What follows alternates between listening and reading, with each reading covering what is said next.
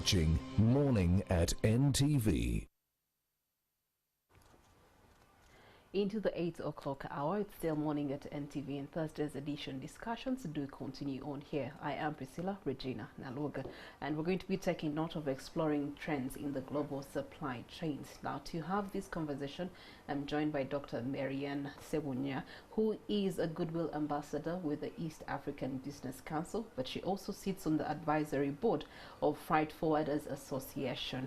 And we want to help understand the Forwarders Federation, what its mandate is, as well as how they've been able to realign themselves to the global opportunities post-COVID-19. Good morning to you, Dr. Marianne. Good morning. It's a pleasure to have you with us. Yeah. So My pleasure too.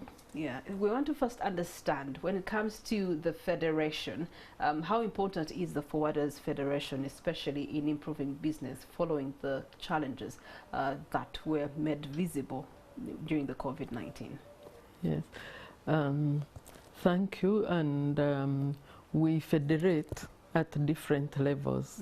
We federate at the East African level, for example, in East Africa, but across the world also. And then we have the International Federation of Freight Forwarders Associations, meaning bringing together associations all over the world. It's based in Zurich, in Switzerland, and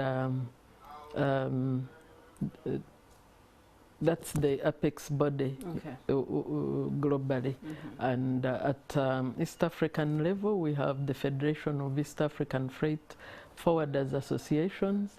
Currently, we are 6 member countries, as many members in the East African community as they are.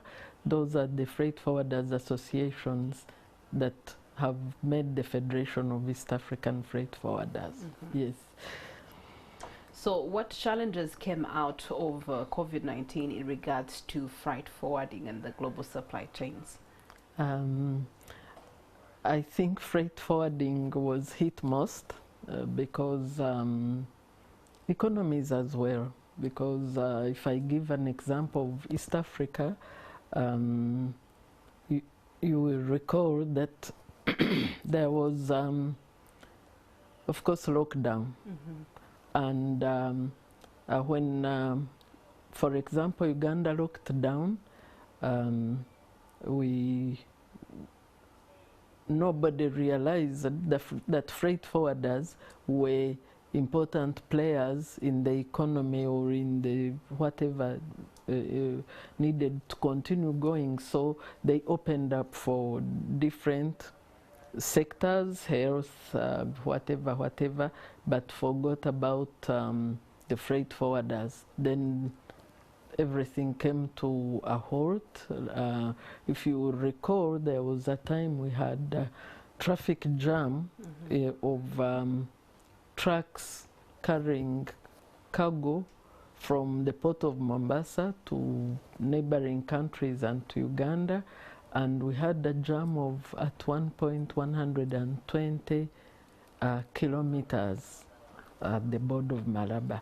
So that's when I think us as freight forwarders had been bringing it out to public sector, how important the freight forwarding industry is to smooth supply chain.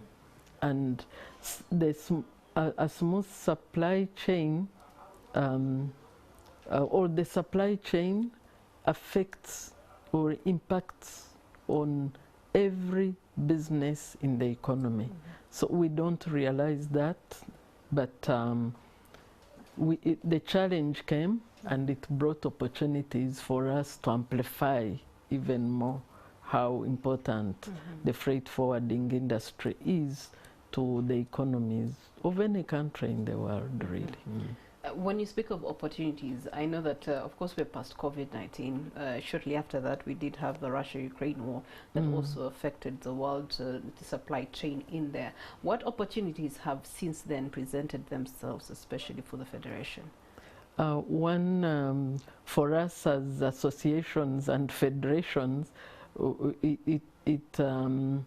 the opportunity was to bring out the importance which without COVID maybe many countries would have never realized. But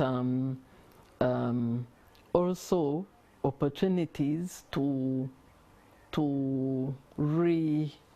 realign ourselves and for example realize that we can work online. That's the best opportunity that came out. There has been so much change in the way we work, and we have realized that we can work without moving, and you will achieve more by working working remotely, working from home, working online. For example, meetings that we used to go to Arusha, go to where. Now we started having them on Zoom, and they are very effective, and it cuts the time for us in the supply chain and freight forwarders. Time means money, so it cuts a lot of time. Okay. Yes. Speaking of time, I've heard that in August you are going to be having a conference where forwarders are going to be coming together to reset their positions post COVID-19. Could you give us more details into that? Yes, like I said, we federate at the international level. This conference is is a FIATA conference, our apex body globally, and it's for Middle East. At the global level, we divide ourselves in regions, and this is the region of Middle East and Africa, and it's a partnership between the National Association and the global body, the FIATA. And this conference will bring together leading experts to discuss how to build a more resilient, adaptable, and diverse global supply chain. Like I said, post-COVID, we needed to realign ourselves, and this is one of the very first, I think, conferences that has come to Africa to discuss how we overcome all the COVID and post-COVID challenges. So we'll have academicians, we'll have practitioners, but in form of experts and leaders who will be discussing different ways of overcoming all these challenges, and continuously creating an enabling environment through advocacy, through innovation, so it's an opportunity for Africa and Middle East. What are the dates? Where is it going to be taking place, and who are the targeted participants? Okay. It will be taking place in Munyonyo resort, Speak Resort, and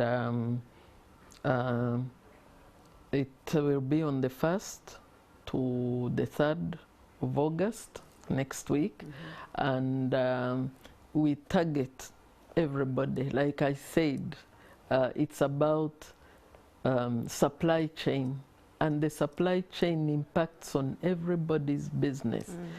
Much as we are the practitioners who grease the supply chain to go smoothly, when we are designing solutions and discussing challenges, we normally would like even our clients and the policy makers to be present. So we are targeting the public sector, private sector, but we are private sector, we target everybody who is in trade, especially. Is it going to be an all day for the 3 days, and at what cost does it come? It's going to be a whole day, yes, for 2 days. The third day will be to go out and see examples of infrastructure and manufacturers, and we'll go out in the field to see different things. But the 2 days will be full days, and the cost, I think, per person currently, we've slashed it down to ensure that even the traders and the manufacturers and who haven't participated come in. I think it's at $150 per person. Okay. Yeah. All right. How do people get more information? We have a website, Fiata Rame Conference 2023, and we have the National Association, Uganda Freight Forwarders Association. Yeah, it's based in Kamocha, but if you Google also, you'll find the contact persons there. All right, thank you so much, Dr. Marian Sebunya, and we're definitely looking forward to having a stick pick into that conference and seeing what are the resolutions in tapping into the opportunities of global supply chain. Now, away from that, let's head to Entebbe, where we get to join Ivan Kewalinyoro in Nkumba, and he's going to be giving us an insight in the National Organization of the Trade Union. We understand that the General Secretary for International Transport and Workers Federation is in the